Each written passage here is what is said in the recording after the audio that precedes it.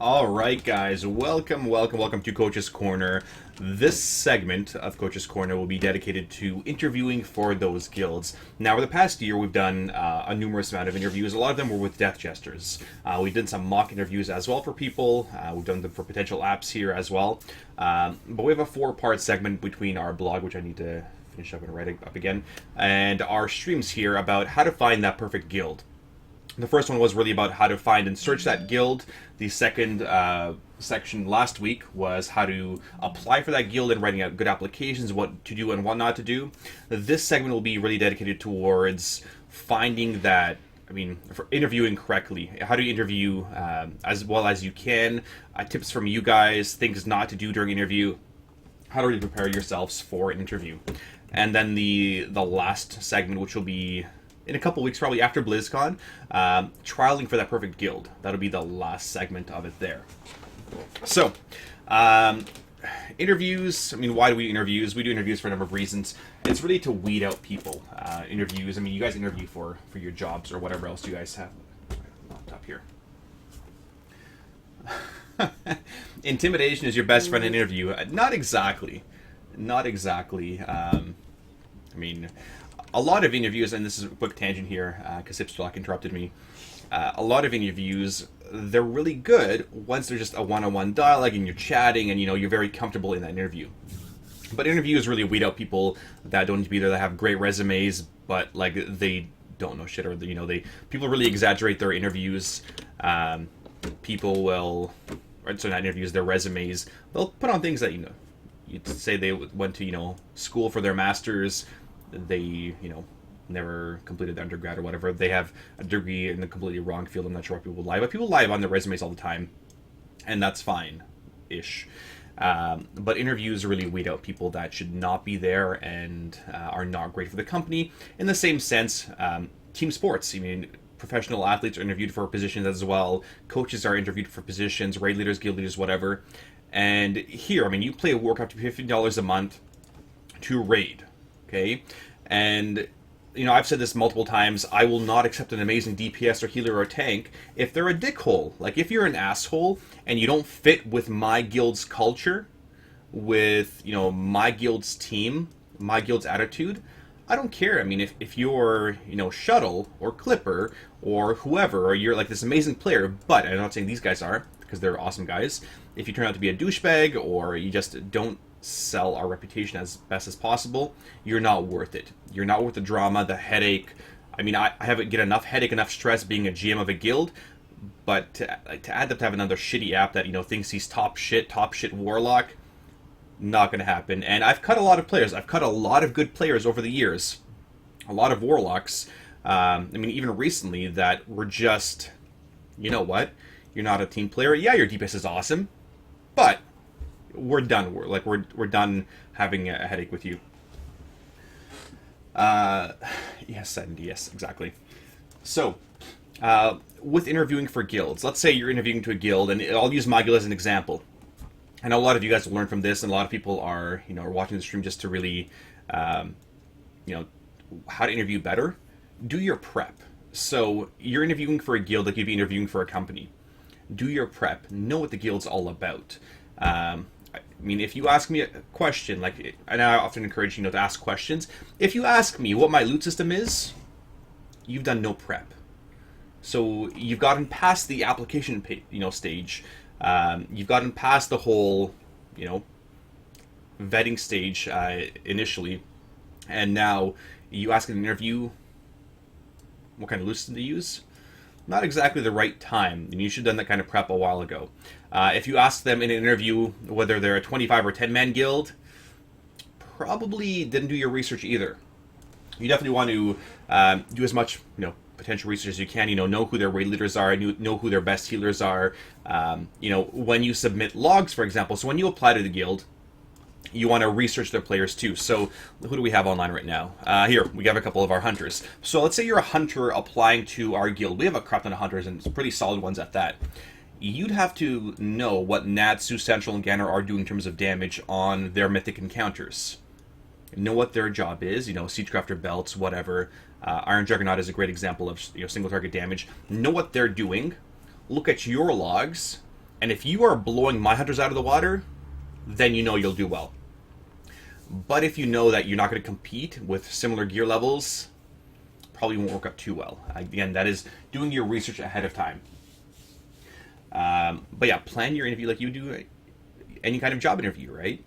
Do your research on that company, on the position. I mean, as much as you can anyway. I interview a lot of university kids applying to positions at my company with swimming and lifeguarding, that kind of stuff. And one of the first questions I ask them, how much do you know about my company? They're like, nothing. I'm like, oh, fantastic, you're an idiot.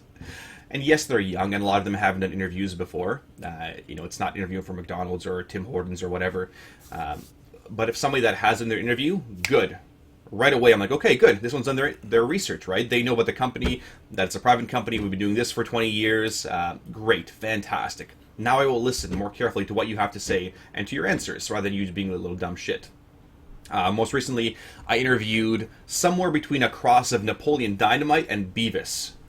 Like, this kid strolled in 30 minutes late for his, swim teaching interview.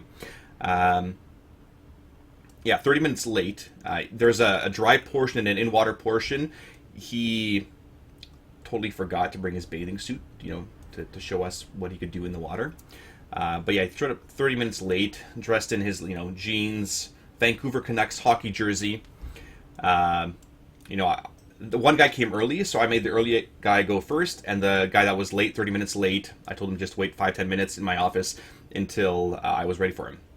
I get back to my office after the first interview, and he's there sort of slouched, listening to his iPod. In my office, I'm like, oh, fantastic, this kid looks like a giant winner. I mean, first impressions are everything, guys, and right away that somebody will not make it. His answers were terrible too. What kind of instructor are you? I ask him. Well, I'm pretty laid back. I'm pretty chill. That's fantastic. So when a child is drowning, you'd be pretty chill as well, right? Yeah, totally. If you were an animal, Beavis, what kind of animal would you be? Probably a sloth. Anyway, he did not make it very far. So, what is wrong with kids? They don't know better, right? It's the same thing when I tell you guys, these LFR heroes, they don't know better than Noxic or, the drool that comes off their mouths onto their keyboards. They just don't know better. That's it. We have to educate them, and hopefully someday they will have the maturity to do better. In any case, let's move on. So interviewing for your guilds, you can do that prep, do your research on, your competition within that guild. So if you're a hunter, you should know that, Ganar Central, Natsu Marksman are your competition. If you're, a warrior trying to apply, you should know that Schomburg is going to be switching to a warrior potentially, and Galvin is there too, so you should be competing with them or doing better. When I'm looking for, if I'm really desperate for a spot, sometimes we'll have a little more leniency, but we're not, exactly desperate for hunters. If you want a hunter spot, you better be outperforming them like friggin' crazy. So with vent interviews, if you guys have ever done, Skype interviews, I've done a couple Skype interviews over the years where it's video chats, right? These interviews, most guild interviews, unless you're talking, top 5-10 guilds, they're just straight audio interviews. They're not Skype visual chat. And in my Skype interviews that I've done, I'm wearing a suit there, making sure my room is prepped. I don't have, Warcraft stuff in the background, don't have my scotches in the background for a professional job interview. Now, make sure, number one, you have the software set up. So TeamSpeak, Ventrilo, Mumble, whatever you're using, or Skype, right? Whatever you're using, you should have installed ready to go. If you can ahead of time, get their information. So a guild that's interviewing you will often send you, this is the information, make sure you're able to log on, that kind of stuff. Have it all set up. Don't be, let me just go download Mumble right now. It's your interview time, it's 11:24 right now. Your interview starts right now. You didn't even download Mumble. Well, that's great. It shows lack of preparation.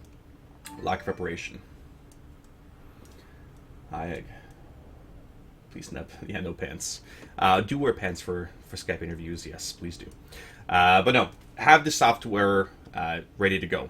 Now with hardware, the thing that's a huge turn off when we're interviewing people is your mic's broken.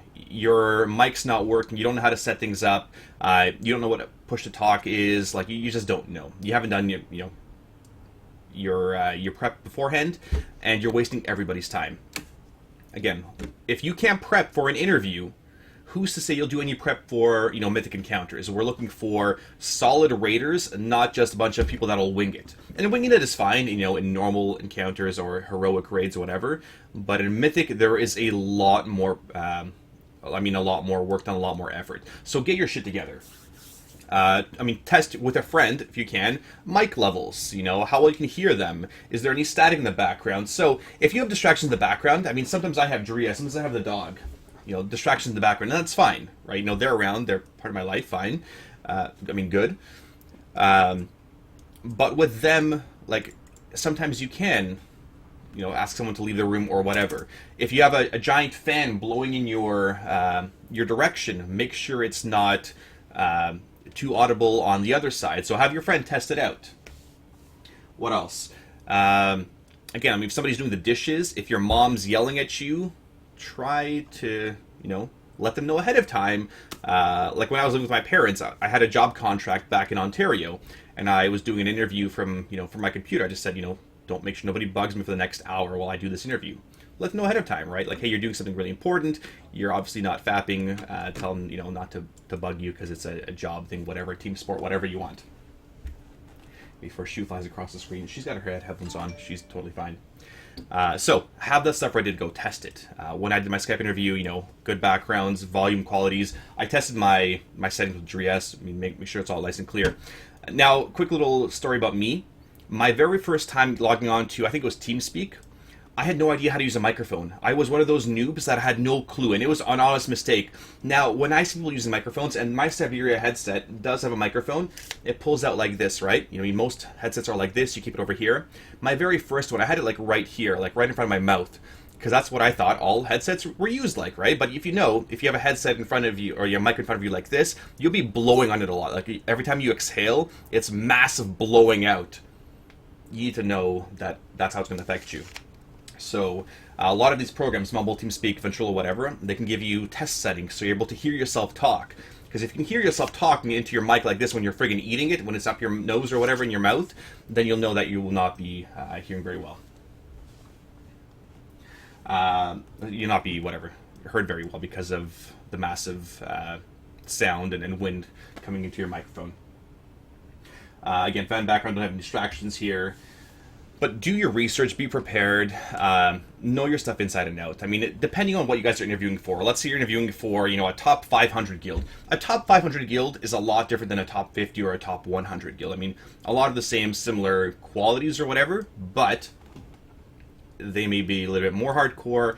They may be looking for different answers. Now, one of the questions that a lot of guilds ask is, what is the difference between a good player and a great player? And I've often posed that question to you guys on stream here. And, I've asked you to think about it. I told you to think about it last week when I gave it to you. The answer for that question really varies between the guilds. A top 50 guild will have a much different answer than a top 1 US guild. So here's an example. Blood Legion actually asked that question. What is the difference between, a good paladin and a great paladin? And they're looking for very specific answers, or something that really fits their criteria of being a top-end raider. And I know this because one of my shamans interviewed Blood Legion a long time ago as a joke to whatever. So we'll do a couple interviews here. I'll give you guys a rundown of some mock interviews as well. I think we're going to be doing Hunterman or Choss, or I don't know who's around. Shuttle is not around, I don't think. He still hasn't responded to me. So we'll do Hunterman as an interview here. I'll give you guys a quick rundown. I'll give him feedback as I do it of questions that I ask and questions that I don't ask. Sparty confirmation to... Mindwarp, you can do anything you want here as a sub. You can lick anything you want, except for... I can't remember what. Yeah, it's not an interrogation. He's just going to kill me. No, with interviews, guys, relax. What is the worst thing that's going to happen? When you guys apply to guilds, Hunterman, when whoever else applies to a guild, what's the worst that's going to happen? They're going to say no? Yeah. Are they going to totally demolish you and berate you and demean you in an interview?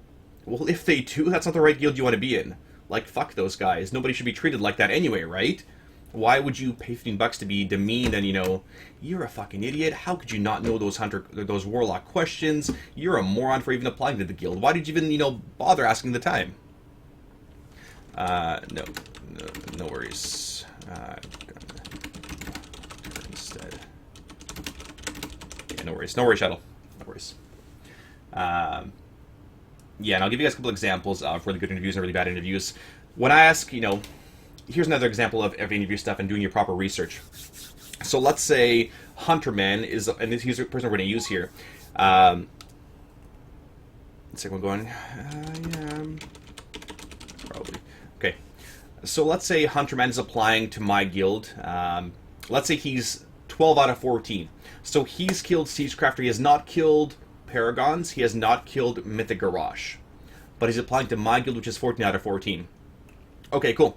So my expectation as an officer, as a guild leader, as a recruiter, would be that this guy, at the very least, has done the research for the encounters he hasn't completed. So that'd be one of my questions, Have you done the research? And Hunterman has no freaking clue. He's just in Siegecrafter. He hasn't bothered looking, towards the next encounters. Example of that is Dragon Soul. I was interviewing one enhancement shaman during Dragon Soul. He had completed Heroic Spine, or I think he completed something, maybe Warbringer, or whatever the boat ship, gunship was.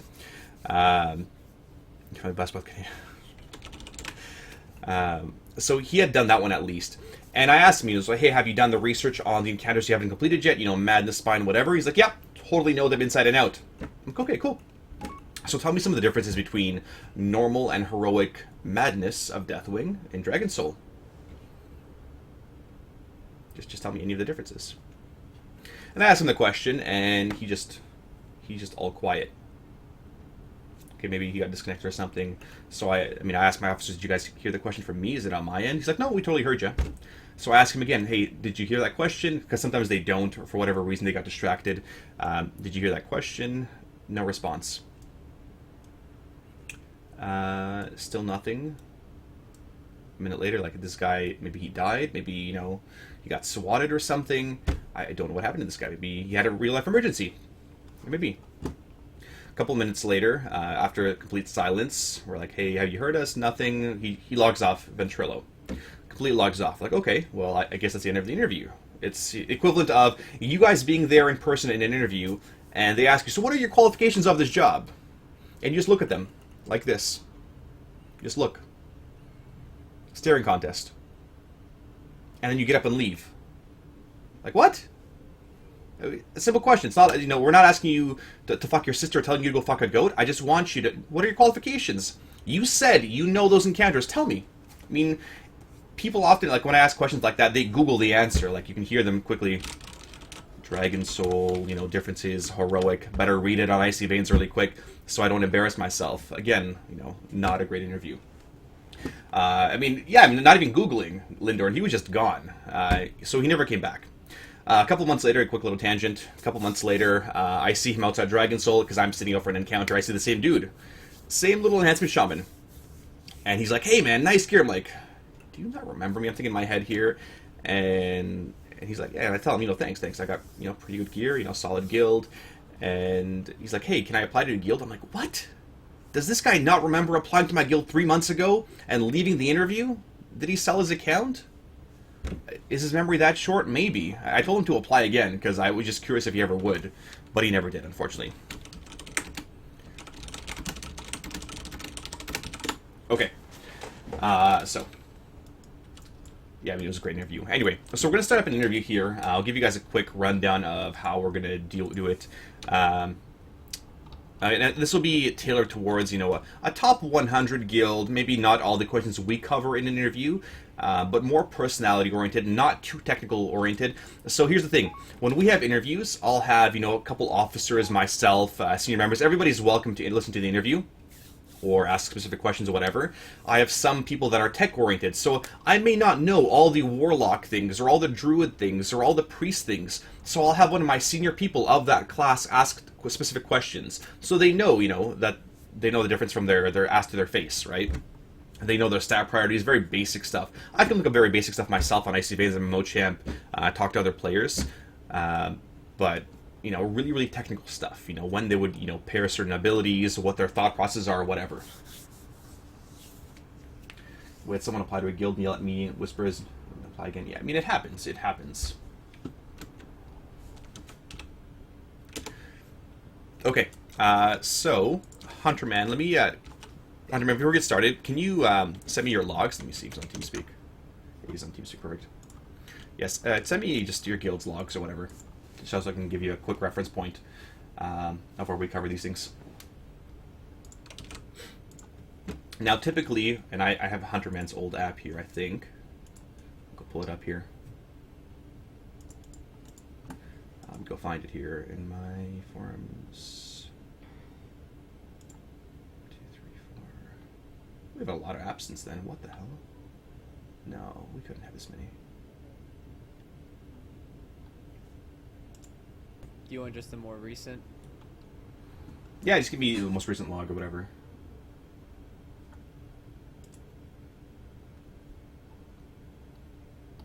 So we haven't had this many apps. Okay, let me pull it up here. His old app to us. So normally when I'm listening to them, a lot of it's just listening, how they answer the questions, what kind of confidence do they have, do they feel really unsure about their answers, are they bullshitting, whatever. Why Warcraft logs don't upload your logs? It should, Croppies. I don't typically upload our logs, but the other guys do.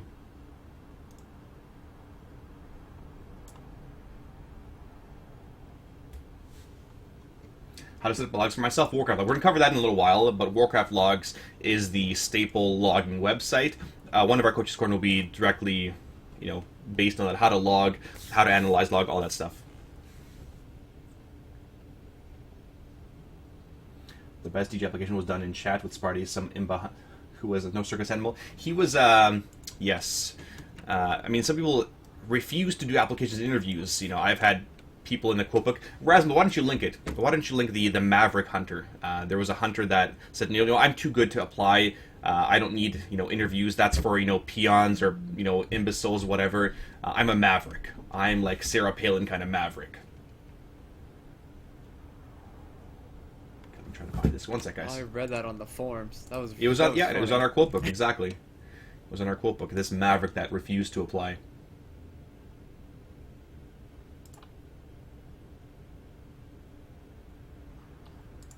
Let me pull up his, I have his logs here. Okay, so typically, I sort of get the ball rolling here. Sometimes it's intimidating when there is, 10 people in an interview. Sometimes I have 2. Depends on who's around for the interview. We let people know well ahead of time that there'll be an interview at this time, this date. Show up there. We ask people to give feedback as well if they've been there for an interview. So here, we'll start off with the, very basic introduction. We tell them, it's a very informal interview. Don't clench your butthole too much. Just joking around a little bit here. It's very informal. We'll ask you from general questions, some technical questions, and if we have any questions for you at the end, or you have questions for us, that would be the time to do so. Get whatever you need. Grab a glass of water if you need it. But so yeah, we'll just start up with the interview. So we often ask them, I have his application here in front of me, and I know how old he is, his name, all that stuff. I've got his armory pulled up in front of me as well, so I can quickly, relate to it. So tell me about your previous guilds, Hunterman. Why are you leaving your previous guilds? Give us some back history on what's gone on with Hunterman, the Warlock. The first guild that I joined on Mists of Pandaria, it was called the Away Team. It was a great little 10-man raiding guild. They were 3 of 14 heroic. I was recruited to a second team.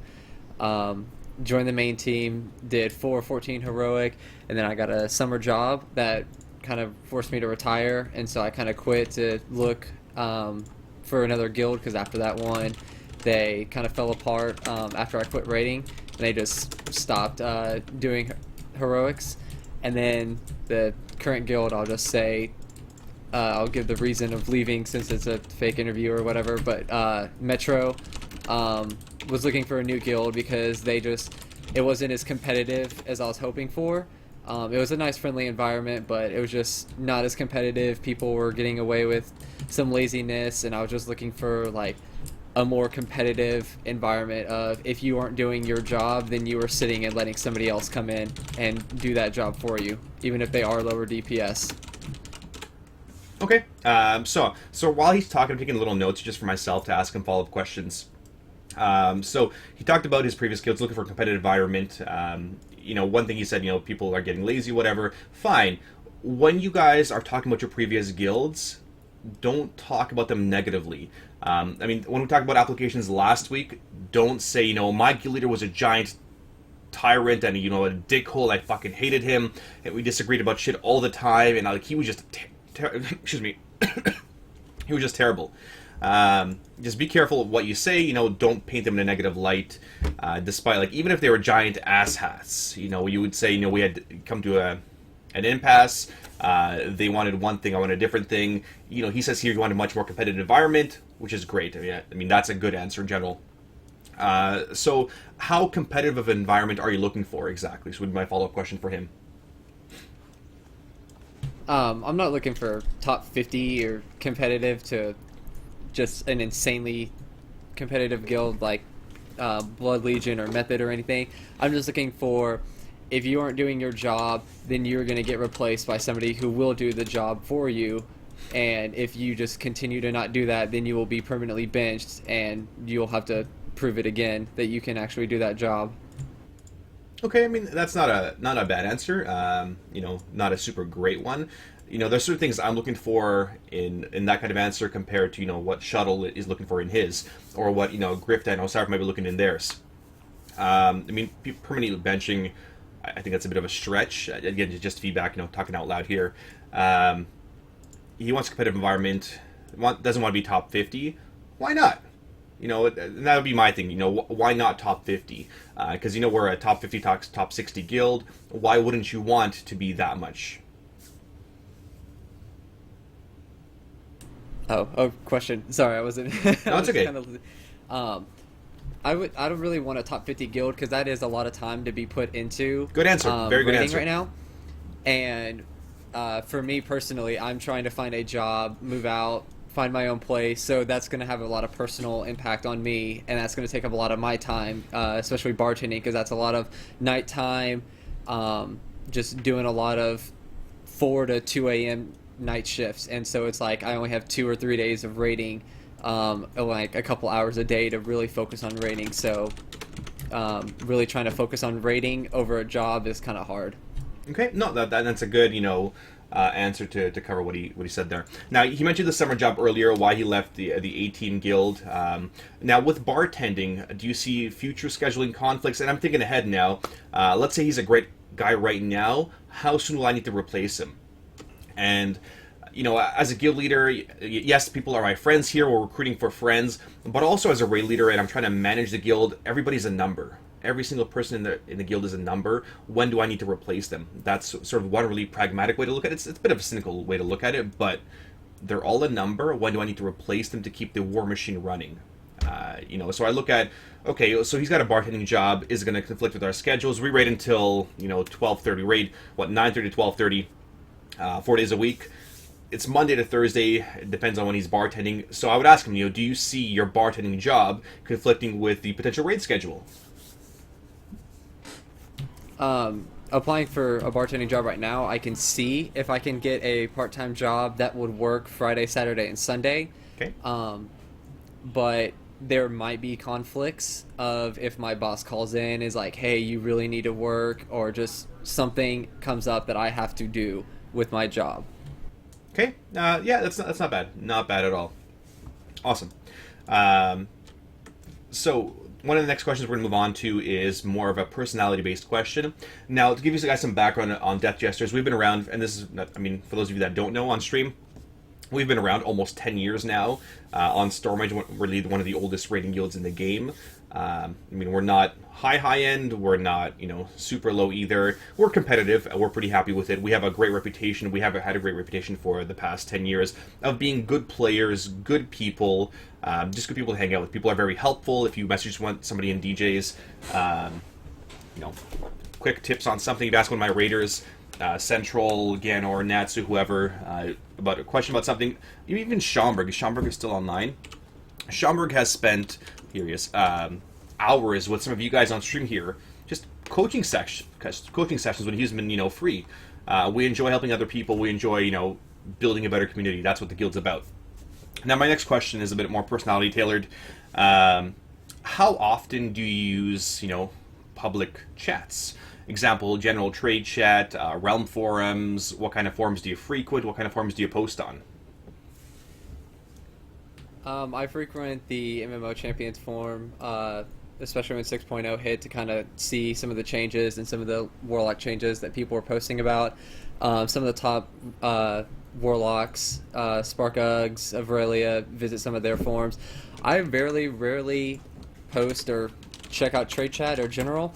Most of the time I do it just to get a laugh at people, but most of the time I have my two tabs on Guild and Whispers, so I never really see trade chat. Okay, and that question is really pertaining to our guild specifically. And again, from experience of playing this game, general and trade chat is nothing but stupid kids posting anal Thunder Furies. I mean, people being morons and, people being ignorant, people whatever. You can try to help people as much as you can, but there's always those trolls, those little shitheads being on the internet, which is why, I haven't had general and trade chat open in a long time, unless, I'm actually buying stuff. If somebody told me, yeah, man, I love to troll those little shits all the time. People try to be helpful, and I'm like, yeah, I'm going to troll this guy because, the internet and YOLO. Great, that is fantastic. That's what I need to know. Red flag right there. Let's speed up the interview and finish it. Because bottom line, he will not fit in this guild. I have zero patience for trolls, that kind of stuff. It's not going to work out because if you tarnish my guild's reputation, you're fucking out. I don't care if you're a raider or a friend of a raider or a casual, you're out. And I've kicked, a couple people over the years that were just not working out anymore. It happens. But, the guild's reputation, the guild's integrity is much more important than one person. And even if the raid suffers, big deal. Big deal. Everybody's replaceable, including myself, right? I'm replaceable as well as a guild leader, as a raid leader, as a paladin. I can be replaced by Photon, for example. Raid leading as well by somebody else. Yes, my swag. Thank you for the Nefira links there. I'll do YOLO pulls. Good. Now, we're going to ask some preparedness questions. So we ask some personality questions, background questions, and this is for people like Osirif and Griffith listening. Background questions. Make sure there's no red flags there. Sometimes in their applications, there's missing things. They didn't list all their guilds. Why didn't they list all their guilds? So some people list, one or two guilds. They were in 4 guilds. Okay, why didn't they list these other 2 guilds? Is there something that they're missing out? Were they giant douchebags? You just really want to be as thorough as you can during these interviews. Competitive environment, good. A lot of questions. So now preparedness. Now we're talking about a little bit about your preparedness for 6.0 Wards of Arena, that kind of stuff. We want to ask things about encounters, challenging stuff. So in your rating thus far, in all the rating that you've done. And let me pull up your app here. You've done, let's see. You didn't get any 40-mans. You did BC, Gruul's Lair, Serpent Shrine, raided some Wrath of Lich King. Did not raid Nkata. That's totally fine. You came back, Siege of Orgrimmar. Okay, took another job. Okay. So what has been the most difficult encounter for yourself to learn of all of the encounters that you've done, raiding in general? That's a good question. Okay, you can think about it, no problem. So while you think about it, I'll explain it. Now, in this kind of question, I want to know where their issue is. If they tell me, this game's fucking easy, any noob could play it, again, more red flags. There's always something that's challenging. An example as a healer, I found Heroic a noob really tough because it was counterintuitive as a healer. Your job was to heal 2 tanks up to 100% and keep everybody else at 10%. Almost about to die. It was a heart attack. I just had to keep everybody alive, just barely, because you want to minimize how much Anubarak healed back then. Keep them nice and low, and if they had a frost debuff on them, throw shields on them. I can't remember if it was dispellable or not, but it was nerve-wracking as a healer, that kind of encounter. Another example there was Sinestra. You needed perfect timings on Sinestra, or, within a second, to dispel the rack debuff, to split it off correctly, otherwise somebody could die. You were living just on the edge there as a healer, and I found those encounters difficult for that reason. Did you come up with an answer here? Yeah, I've got 2. One of them would be the Gruul's Lair, the first and second fights on my hunter back Okay. in BC. My hunter was my main, and those were just difficult because I was younger. I didn't have really a big maturity, and it was my first time ever really raiding. And I was actually raiding with like a nice guild on Malfurion, I think it was.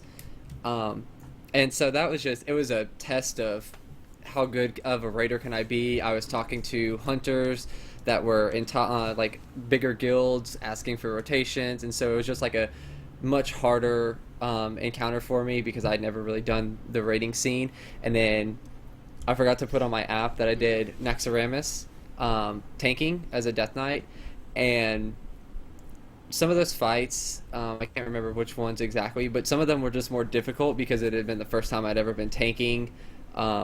New guild, just new environment pretty much was the only reason why fights were kind of hard for me. Once I got into them, did them a couple times, then it became better. And it's the same with Siegecrafter, like Black Fuse last week was hard for me. And I would say that's probably the hardest fight in Siege of Orgrimmar for me because there's just like a lot of mobility. And I screwed up one time, which caused a wipe with one of the lasers. And now I think next time I go in, I'll have a little bit more firm understanding about it and do a lot better.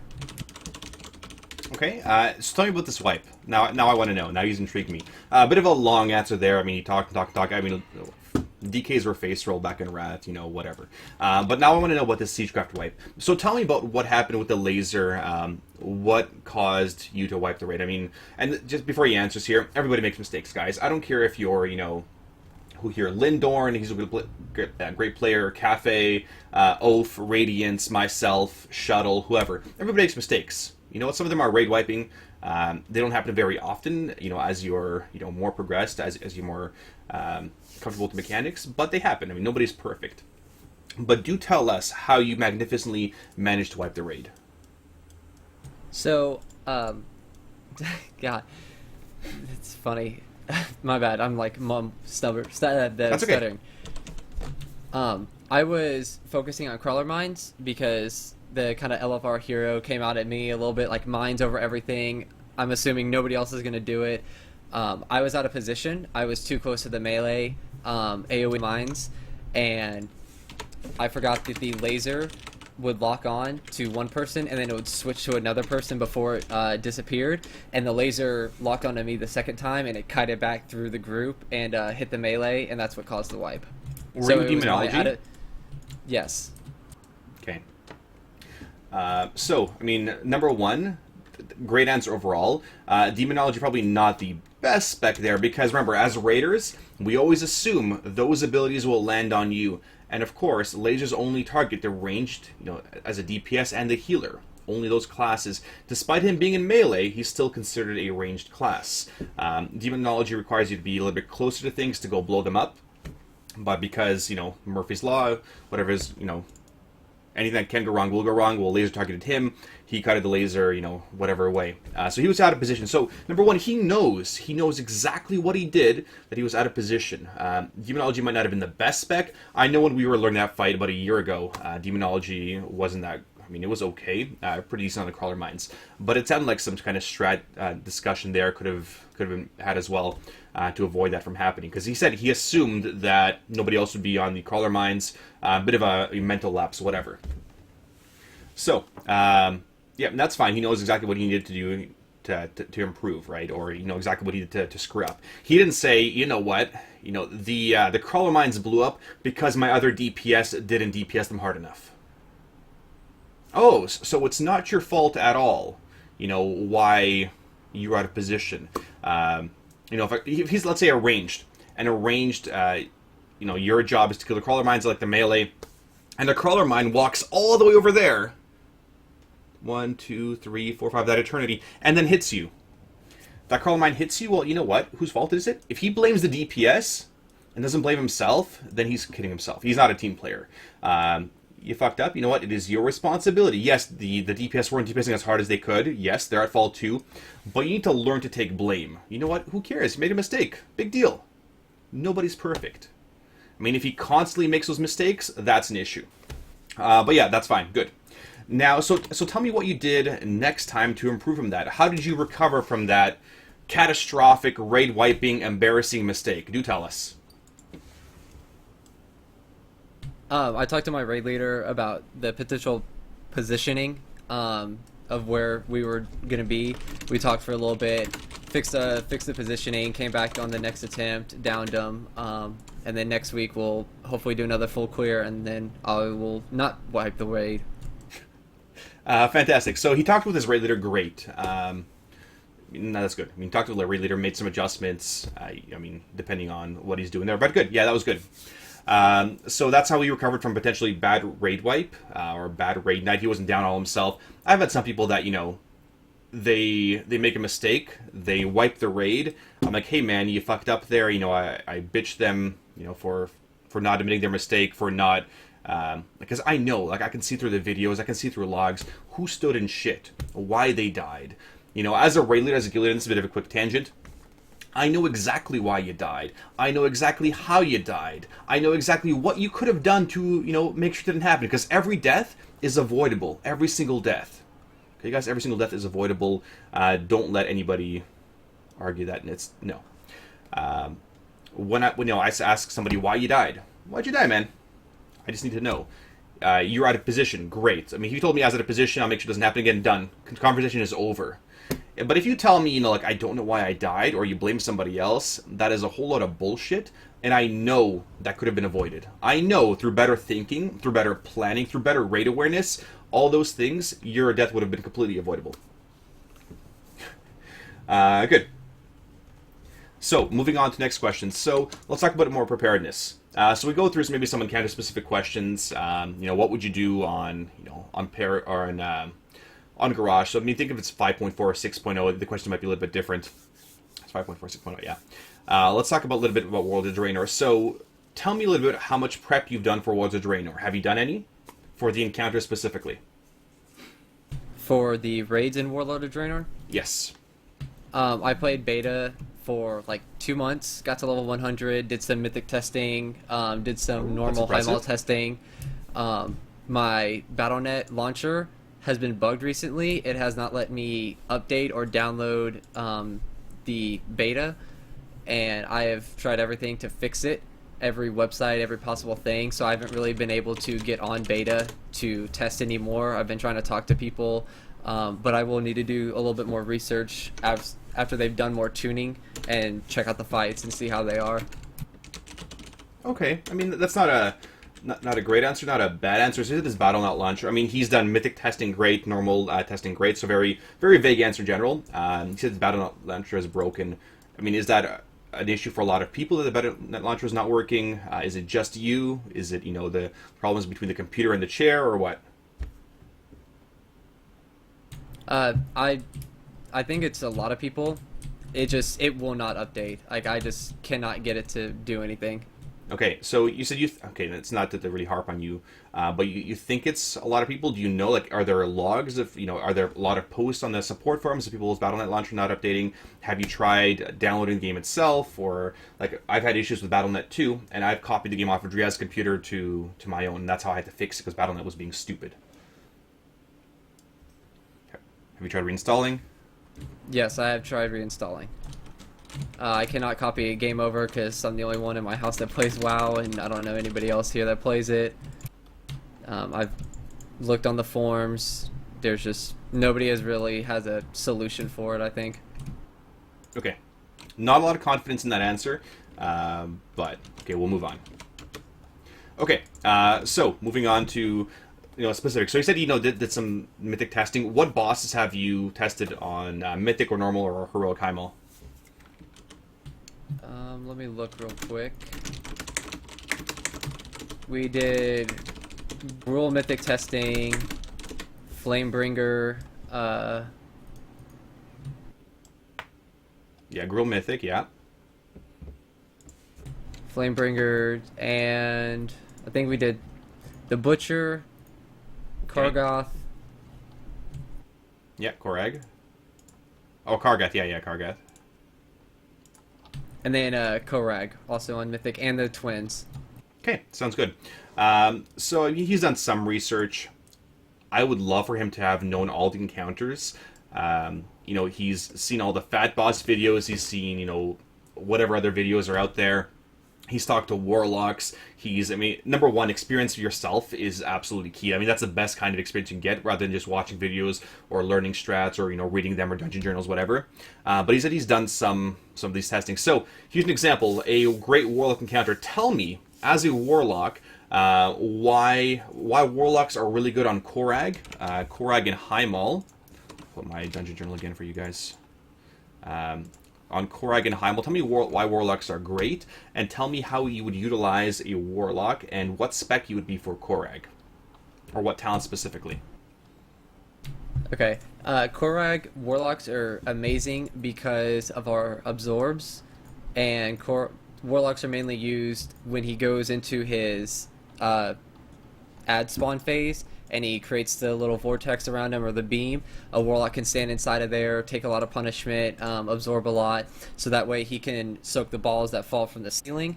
You generally run like 2 to 3 warlocks. You would run Dark Regeneration, because that gives you a 20% heal over 12 seconds, and it also increases the healing you receive for 25%.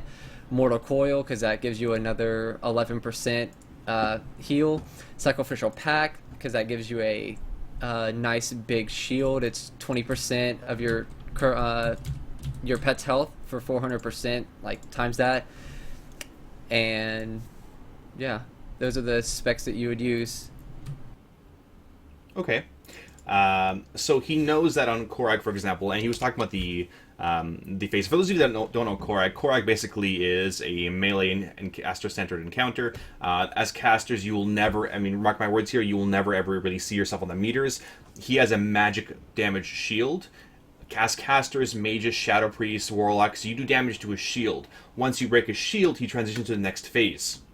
Every time he transitions to a phase, great classes like warlocks are able to jump into his little beam, and the longer they're in the beam, the bigger of an absorb shield they have, like in the millions. Because you have these big balls that come down, and he talked about soaking balls, and Blizzard loves soaking their balls. The ball here, so there's the suppression field. No, sorry, not suppression field. It is the caustic energy, which gives them a huge, up to 15 million damage shield. And you have these balls here. These balls do 1.5 million damage.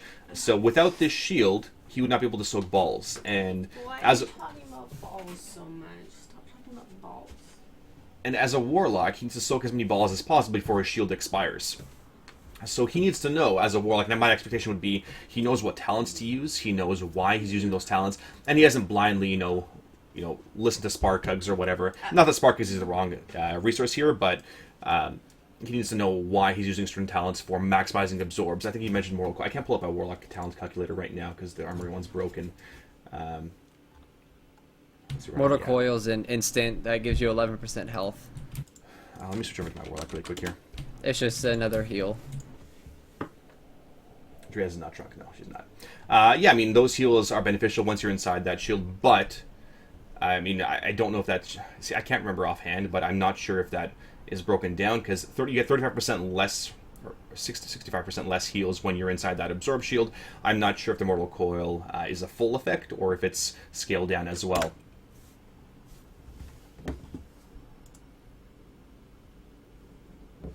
Yeah, I mean, long answers are fine, and it's totally fine. I mean, interviews are a huge time commitment. And a quick little tangent for somebody on stream here. You're interviewing for potential home for a raiding guild that you'll always be in. Now, we have 10 other people listening to you. It is their time. Their half hour times 10. That's how much time is being wasted. So, sorry, say again. You had Mortal Coil as talents. What else were you running on Korag?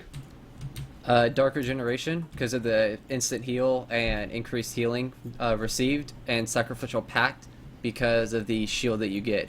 You wouldn't want to run Dark Bargain. I mean, you could, but it stops all the damage for 8 seconds, but you get 50% of that back, and so if you take a lot of damage, you could possibly die with the shield. Yeah, so Dark Bargain, I mean, it's not damage reduction, it's more of having that absorb shield ready to go, standing there for as long as you can, and getting a huge shield. And I know, because Hunterman actually did Mythic testing with us, right, Hunterman? Yes, I did the Mythic and normal. Yeah, so he did Korag with us, so I know exactly what kind of answer he was going to give me there. So he's done some preparedness stuff, but again, tailor these questions to to your own guilds. How much you would expect here. I was talking to Shuttle here a little while ago, and he said, Blood Legion app only has 5 questions, and then I guess the interviews are a little bit more thorough than that. But we'll talk about that here in a little bit. Yes, so that's preparedness. Have you looked at what specs will be ideal for Worlds of Draenor compared to level 90? So those of you that somebody can look at the Sims right now, but the specs change in terms of damage from level 90 to 100. They're scaled a little bit differently. Have you looked, Hunterman, as to what's going to be the ideal spec? Yes, the ideal spec right now is still Destro. Okay. It was Demonology before the 20% nerf, but the only reason why I'm playing Demonology right now is to kind of get a firm understanding before Warlords of Draenor, just in case any changes do come, I can fully understand how to play my class. Perfect. And that's one thing that you look for as a raid leader, as a guild leader. You want to look at people that know how to play their class and not just one spec. You don't want somebody that's pigeonholed into, just being a frost mage or just being, a holy priest or whatever. Things change. Paladins get nerfed, monks get nerfed, a certain disc gets nerfed, whatever. So you should be comfortable switching to a different spec. Let's say, example, Destruction's really solid, tier 17 right off the bat. It is solid at lower item levels. As you get higher item levels, and here's a quick example, Demonology might be better, or Affliction might be better. So you should be comfortable playing all 3 specs. And he mentioned that he's playing Demonology right now to get a little bit more comfortable with the class. Great. That's a good initiative right there. Fantastic. Perfect. So you know which classes, so you know which specs are going to be looking better. So he's done some research. So tell me about some of the resources you use as a warlock for researching. What do you use? You mentioned earlier spark eggs and stuff. What else do you use? MMO Champions, I don't try to frequent there just because I know a lot of forums, a lot of kiddies post on, and they don't really know what they're talking about, but sometimes there are some decent threads on there. 6.0, like normal Demonology guide with like your rotations and your stat priorities. I try to talk to some of the locks from different guilds. I know that somebody in the stream, I can't remember their name, they hooked me up with one of their warlocks in their top guild, and they're like a top 30, and I talked to him a little bit, and he told me some of the warlock stuff for Demonology and Destruction.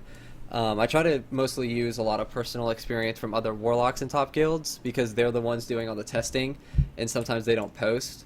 But I try to look at some forums like SparkUgs, Avralia, and anything else that I can kind of see. Awesome. Great. Thanks, Manocean, for hosting, by the way. Great little host here. Manocean, good guy. I'm going to have to watch the stream after. So for those of you just tuning in here, we're doing a mock interview because we have our Coach's Corner today. Today's segment is really dedicated to interviewing for a guild, what a guild is looking for in terms of, the right answers or red flags, and why we interview in the first place. We have Hunterman here who's doing a mock warlock interview with me. Questions that a rating, like a US 50 rating guild might ask, some very basic stuff and the reasonings behind it and things like that. So good. The answer was out of position. Okay. So his resources. He named a bunch of resources there. If his simple answer was, I do all the research myself, I do all the testing myself, that's not a great answer, unless he's a top-end player that does all the absolute research himself. I'd ask him, how comfortable are you with Sims? Are you comfortable using SimCraft at all right now? I haven't messed around with SimCraft a lot. I've been looking at the Sims of other warlocks, but I haven't messed around with my own. Okay, fair enough.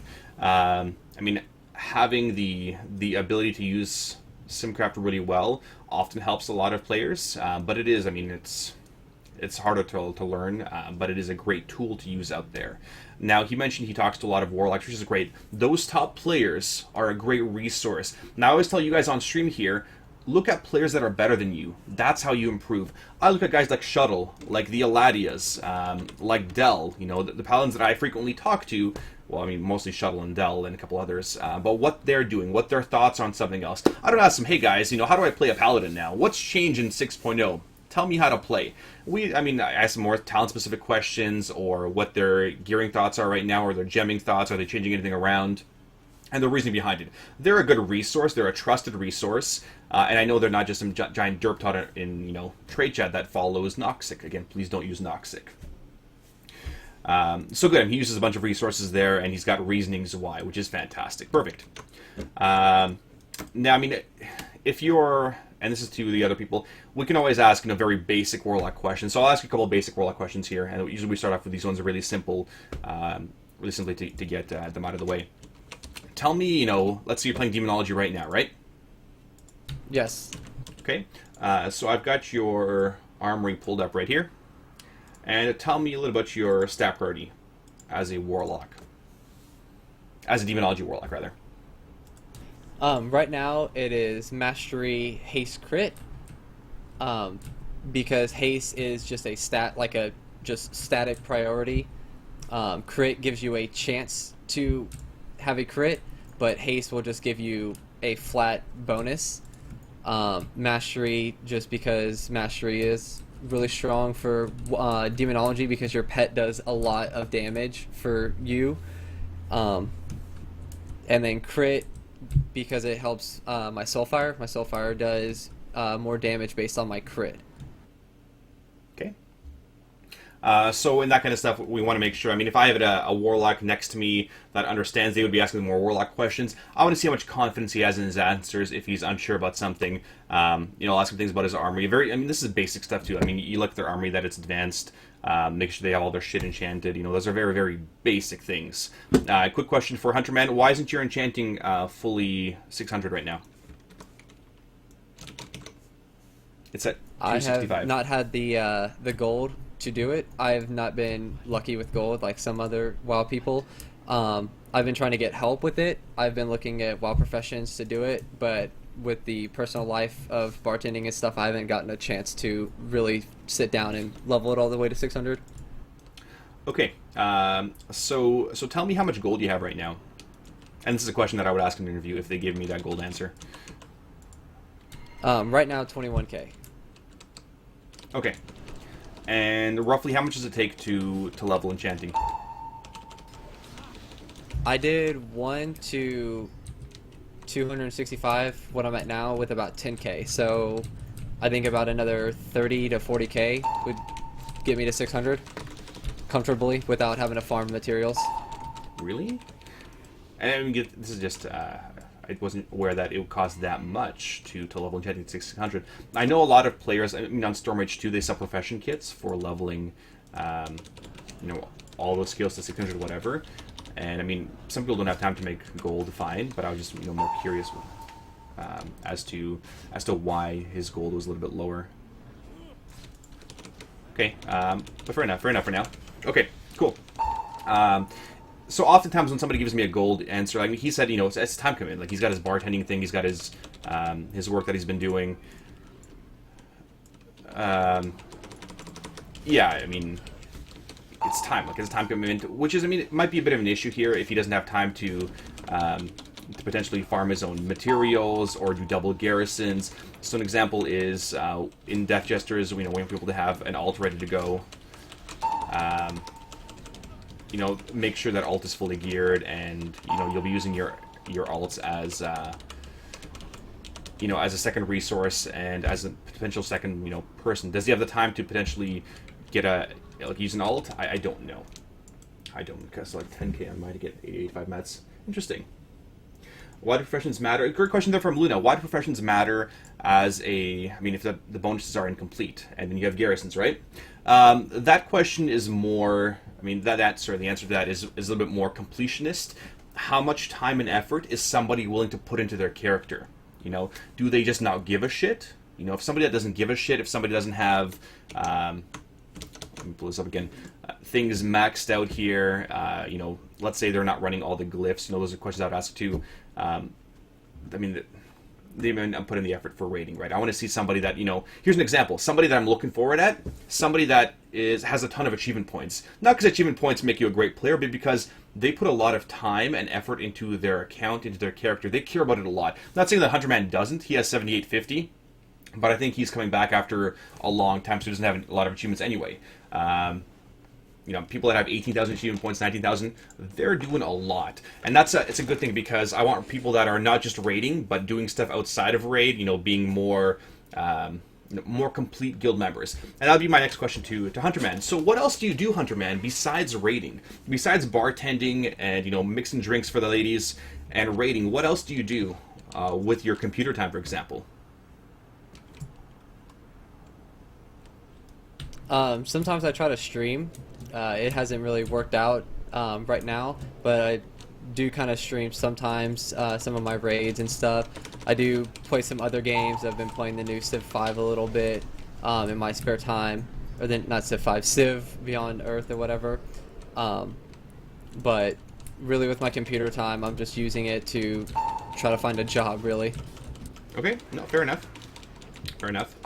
I could always ask him a tangent question here. So, what do you think about the Civ 5, right? Like, you want to make, as interviewers, you want to make the interview as, as easy as possible for those potential people. Not ask them questions about, well, how do you think about Civ? What kind of faction do you like?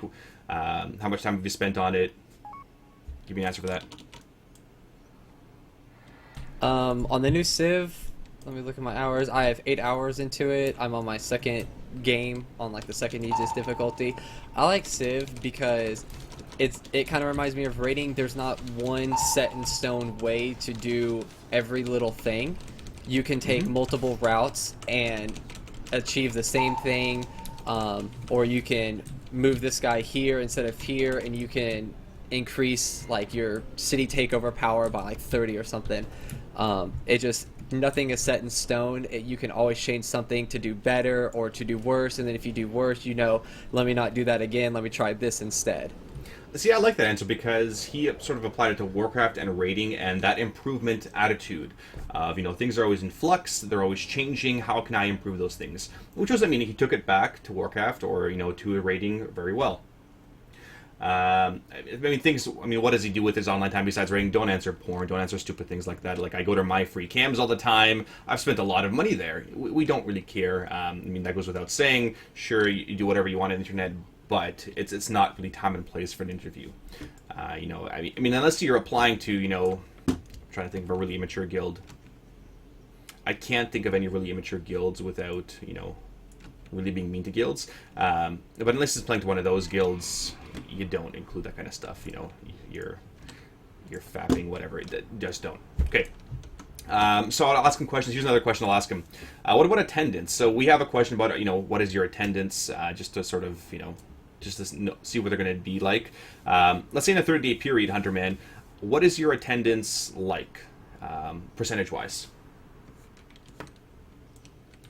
It depends on the personal life with job. If I get a job, I would try my best to schedule around the raids. Make sure that I can attend as many raids as possible. I'm not going to say I have a perfect attendance because that just is almost impossible. I can say I have a really above average attendance. So far in this guild, I've showed up to every raid that I've gone to. That's just because I've been jobless and I really haven't had anything else to do. But when I get a job, I will make sure that I can try to be to as many raids as I can. And if I can't be, I will let somebody know at least a couple days in advance that I won't be in that raid. Okay. That's his answer, not bad. What we're really looking for is, somebody that says 95%. You are there 90% of the time, unless a major emergency arises because you're honest. Is shit going to come up? Yeah, shit's going to come up. Sometimes you get stuck at work. Again, depending on what level of raiding you're doing. An example of Shuttle's Guild, Blood Legion, the top US guild, you're taking days off work. You are taking days off. You have vacation days. Progressions where you take your vacation days. You are fucking raiding. Correct me if I'm wrong, Shuttle, here, until shit gets done. In a top 100, top 200 guild, in more of a casual guild setting, you won't raid as much. You won't be expected to take those days off, for leveling or for raiding or whatever. If emergencies happen, people have real lives, right? As we get older here, and as I get older, I used to raid 7 days a week. I used to raid 6 days, 5 days, 35-hour raid weeks. And as I've gotten older, I don't have time for that. I need to work. I've got to spend time with, Driaz, and I got to stream, and I got to do that kind of stuff. I don't have the dedication to be in those, top 20 guilds that are rating, that much more. I can't. So somebody that says, I'll be there 95% of the time unless an emergency happens, because that's being realistic. Nobody has 100% raid attendance. Nobody. It does not happen. Absolutely not. Shit happens, all the time. You might get hit by a car tomorrow. You might be a warlock. You get hit by a bus. multiple times. Shit happens.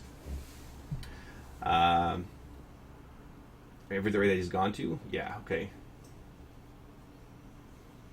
What would you do if your job is something you don't want to discuss, like your personality or the job may be seen as offensive?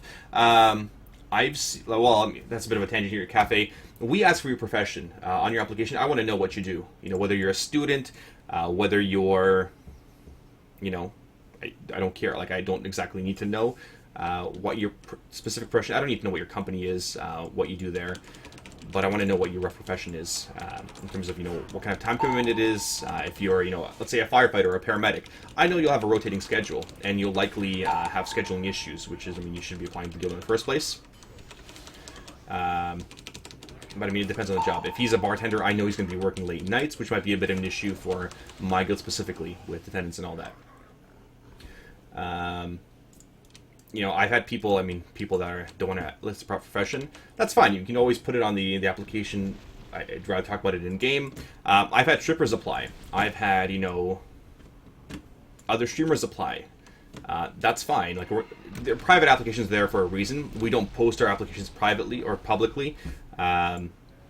I mean, it's nobody else's business but our guild, what you're doing. But we also want to get to know that person. So if, you know, if somebody else is a paramedic, lifeguard, doctor, we want to know. You know, we want to get to know that person a little bit better because there is that team bond, that team community. That's why we do it.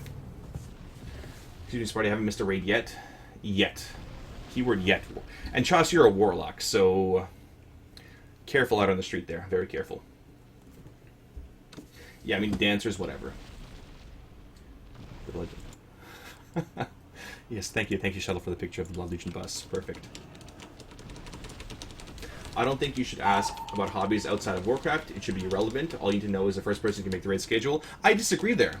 Black Handjob, I disagree. If you're looking for just a raider, like if you don't give a shit about that person outside of can they perform their abilities? Yes. Are they going to show up to raids? Yes. Then I don't care about anything else, right? But this guild, my guild specifically, has been around for 10 years, you know, a high-end level rating setting, and we've had community here. People are still in the guild years later because they love the community. That's what's more important to me than, you know, US 46th or US, you know, 50th or whatever. That is slightly more important to me, having a good community and good people, because I don't want to raid with somebody that's a douchebag. And I mean, they're a great player, but it sucks. It sucks to log on because I have to listen to their stupid and nasally voice, that damn neckbeard nerd virgin every single fucking day I raid. Why do you even raid them? Like, is that fun? No, it's not fun. Anyway, that's a bit of a sad, sorry, a tangent there again. Good, so back to the interview.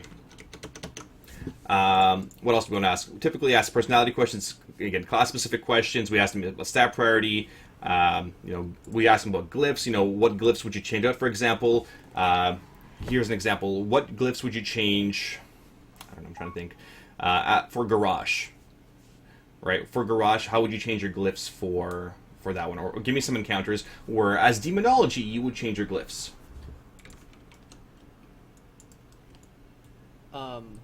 On some fights, I would run Glyph of Eternal Resolve, which does the 10% reduced damage overall, but on Garrosh, there is high burst from Whirlings and Malice or anything. And if I had a chance, I would unglyph that because that's a 40% damage reduction, so I'd keep that. Siphon Life, it's a constant heal, 35% of my corruption damage, and I'll always have that up on Garrosh, so that's a constant heal. And Soulstone, Glyph of the Soulstone, because I always like to do the bitch duty of rezzing people, because a lot of people don't like to do that, and I will stand by somebody and res them, and it gives them full health immediately. So if my Kiter dies, I can immediately res them, and they'll come back at full health, and they won't get instantly killed again. Okay, sounds good. Sounds good. So he's given us an example of, you know, where he'd use some of those encounters. In the beginning, this is, you know, heroic raiding guild. I would expect him to know what he's doing there. Now, maybe I mean, if he has no idea where he would change things, you know, I would just ask Noxic. Not a great answer. I mean, use your gut here. And here's the thing, though. I mean, for those of you that are guild leaders or officers, if you get somebody wrong, like, you make mistakes. I've let people slip through the cracks. They, you know, were just not ready. And your job as, you know, as interviewers is make sure the ones that are getting to your guild don't waste your guild's time. number one. Yeah, some people can be molded into better players, and that's fine too. But you're not here to really hold their hands, to babysit them, for whatever.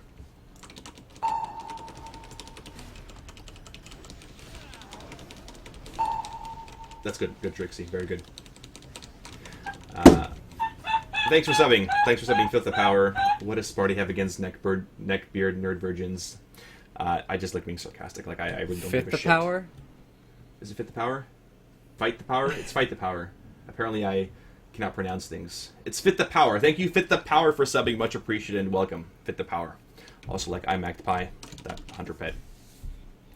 Good. So, we want to wind down at this point. Now, with your interviews, if I knew, like, pretty much right away from one of the first questions that this guy would be a bad fit, he's a giant troll in trade chat, red flag, let's wind this interview down. A couple quick tech questions out of courtesy to him.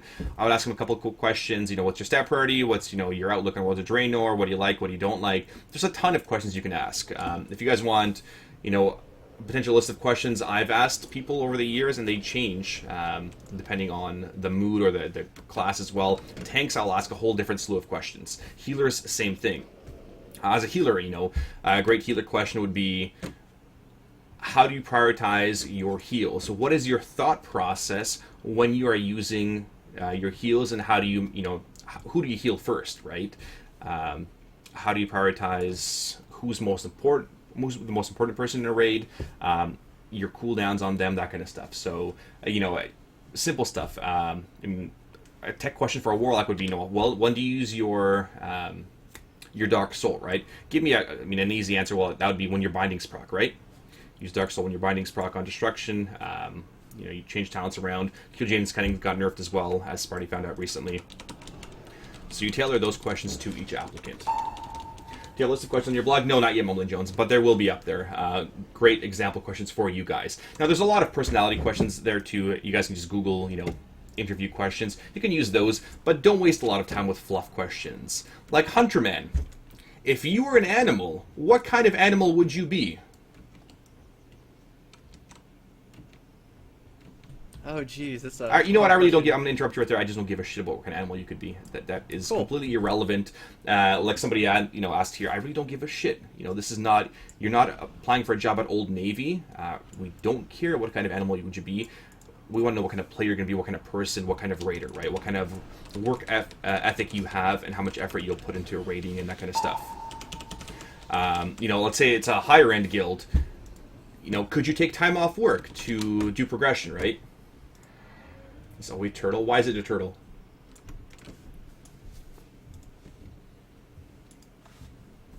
Sorry, Hunterman. Could you take time off work, for example, for progression? Possibly. Possibly. So not definitively. It depends on his profession, right? A lot of higher end. This is not to diss higher end guilds. A lot of them, have full-time jobs, have vacation schedules. A lot of heroic raiders, they have a lot more free time. They're in school. They're able to manage their exams or studying or whatever really, really well. Whereas somebody that is stuck in a certain job may not, right? People always give the excuse, well, these raiders, I've got a wife and kids and a job. I can't do all this raiding. Those guys are just a bunch of damn nerds. You know what, though? There's plenty of, family people out there that have jobs and kids. And, Sparty has a job and a girlfriend and a stream, and I've got to do a lot of shit full time, and rating is one of those priorities too. But it's how you manage that time. Like other things in my life I've suffered.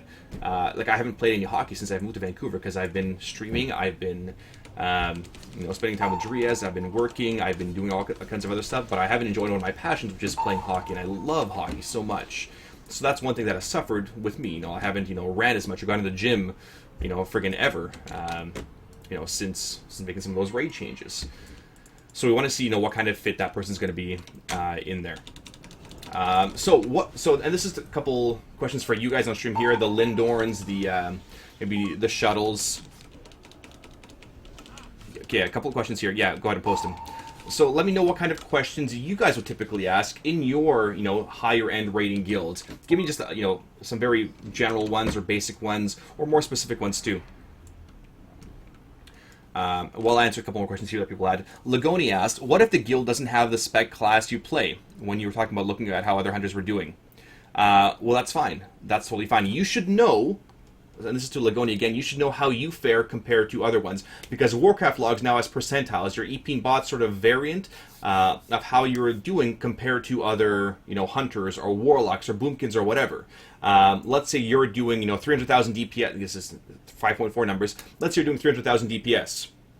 And you see the rest of the raid is doing 250, 280, 290, maybe 320, but you're doing a solid 300 on something like Iron Juggernaut. Well, that's fantastic. You will fit in really well within their DPS team. Whereas, if you're doing 200,000 DPS on Iron Juggernaut and the guild is doing much more than that, you might have some issues. You might be lacking a little bit, and you won't perform as well. That question here was from SVC Ghost 7. I'm new to raiding, haven't raided since Warcraft. How do you get yourself into a set raiding spot without a good resume? Just find a casual raiding guild and start there. Yeah, you can start there. You got to start somewhere, right? You don't get into the NHL right away. You work your way up. You play with some Timbits hockey first. You do your double A and your different colored teams. Eventually get to a higher team like the CHL or the OHLs or ECHL. All the different hockey leagues that are pre-NHL. And those are, your normal raiding guilds, your heroic raiding guilds, and your goal is to be a mythic raider. That is the NHL of raiding. That is your goal. So at some point, once you have a more comprehensive resume, and again, if you don't have a lot of raiding background, you want to use those guilds, and not to sort of use them for your own things, but partly, yeah. You're there to improve yourself, right? But you use those guilds, their logs, to apply to that potential guild, then you get drafted.